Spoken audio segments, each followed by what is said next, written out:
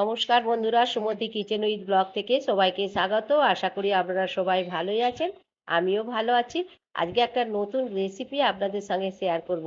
এখানে হচ্ছে লাউ নিয়েছি, আর অর্ধেকটা লাউ বাজার থেকে কেটে নিয়ে এসেছে।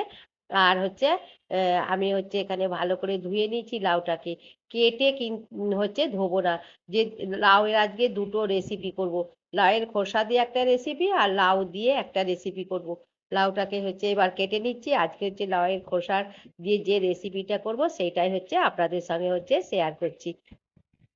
এখানে লাউয়ের হচ্ছে লাউগুলোকে ছোট ছোট করে টুকরো করে নিচ্ছি। তারপর হচ্ছে খোসাটাকে ছাড়িয়ে নেবো। আর হচ্ছে লাউটা খুবই নরম। আর এই কচি নরম লাউয়ের খোসাগুলো হচ্ছে খেতে খুবই ভালো লাগবে। সেই জন্য হচ্ছে আপনাদের সঙ্গে একটা রেসিপি করছি। আর লাউটা হচ্ছে কচি, দানা সবে হয়েছে, মানে এখনো শক্ত হয়নি দানাগুলো। এবার হচ্ছে খোসাটাকে একটু মোটা মোটা করে কেটে নিচ্ছি। আর যে সকল নতুন বন্ধুরা আমার চ্যানেলে প্রথম, অবশ্যই চ্যানেলটিকে সাবস্ক্রাইব করবেন, পাশের বেল বাটনটি অন করবেন, সবার সঙ্গে শেয়ার করবেন, লাইক করবেন আর কমেন্ট করে জানাবেন আজকের এই লাউয়ের খোসার রেসিপিটা কেমন হয়েছে। এই যে লাউয়ের খোসাগুলো একটু মোটা করে কেটে নিলাম, কিছুই বাদ যাবে না লাউয়ের। আসুন তাহলে দেখুন। সব লাউয়ের খোসাটাকে ছাড়িয়ে নিয়ে হচ্ছে ছোট করে কেটে নিয়েছি। কড়াতে এবার দিয়ে দিলাম, তেল ছাড়াই দিয়েছি। আর জল দিলাম, হলুদ দিলাম, দিয়ে একটুখানি হচ্ছে ভাপিয়ে নেবো। খুব বেশি সেদ্ধ করবো না, এবার ঢাকা দিয়ে ভাপিয়ে নিচ্ছি। লাউয়ের খোসাটা ভাপিয়ে নিয়ে ঢেলে নিয়েছি। আর লাউয়ের খোসাটাকে ঠান্ডা করতে হবে, ততক্ষণে চিংড়ি মাছটাকে একটুখানি ভেজে নেবো। আর বাজার থেকে চিংড়ি মাছটা হচ্ছে কেটে নিয়ে এসেছি, আমি ঘরেতে ধুয়ে লবণ হলুদ মাখিয়ে নিলাম।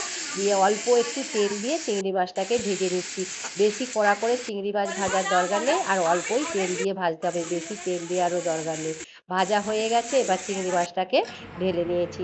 আর হচ্ছে এখানে হচ্ছে লাউয়ের খোসাটা হচ্ছে ঠান্ডা হয়ে গেছে। আর একটুকু কিন্তু জল নেই, জল দিয়ে বাটা যাবে না, তাহলে পাতলা হয়ে যাবে। চিংড়ি মাছটা ঠান্ডা হয়ে গেছে, দিয়ে দিলাম। আর কাঁচা লঙ্কা দিচ্ছি, কাঁচা লঙ্কা দিয়েই লাউয়ের খোসা বাটাটা করতে হবে। এখানে বাটা হয়ে গেছে। আর গুঁড়ো লঙ্কা দিলে কিন্তু টেস্ট লাগবে না, কাঁচা লঙ্কা দিয়ে করলে টেস্ট লাগবে। কড়াতে সর্ষে তেল দিলাম আর কালো জিরে ফোড়ন দিলাম, দিয়ে পেঁয়াজটাকে দিয়ে দিলাম। পেঁয়াজটাকে একটুখানি দিয়ে হালকা হচ্ছে ভেজে নেবো। আর এটা সর্ষের তেলেই করছি, সর্ষের তেলে করলে টেস্টটা হবে। আর হচ্ছে সাদা তেলে করলে অতটা টেস্ট হবে না। পেঁয়াজটা হালকা ভেজে নিলাম, আর রসুনটা গ্রেট করে নিয়েছিলাম, সেই রসুনটা দিয়ে দিলাম। এইটা রসুন দিয়ে কিন্তু করতেই হবে, নাহলে কিন্তু টেস্ট ভালো লাগবে না। এবার একটুখানি হচ্ছে জিরে গুঁড়ো দিলাম। আর জিরে গুঁড়োটা দিয়ে ভালো করে হচ্ছে একটুখানি রসুনটাকে ভেজে নিচ্ছি। রসুনটা খুব সুন্দর হচ্ছে গন্ধ ছেড়েছে, ভালোভাবেই হচ্ছে ভাজা হয়ে গেছে।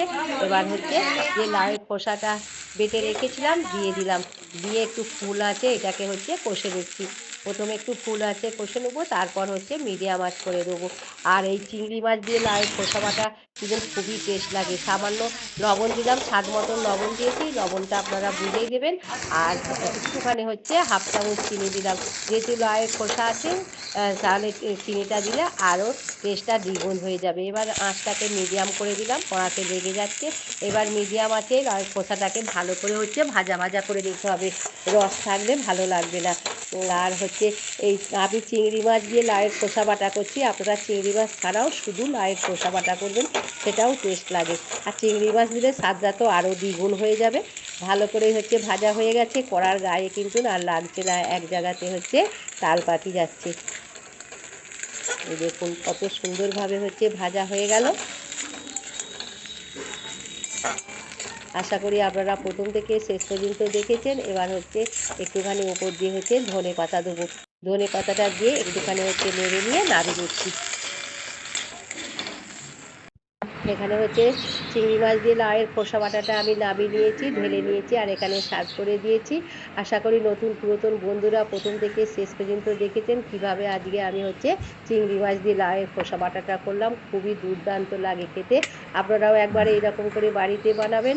আশা করি আবার আপনাদের সঙ্গে দেখা হবে। ততক্ষণে আপনারা সুস্থ থাকবেন, ভালো থাকবেন। নমস্কার।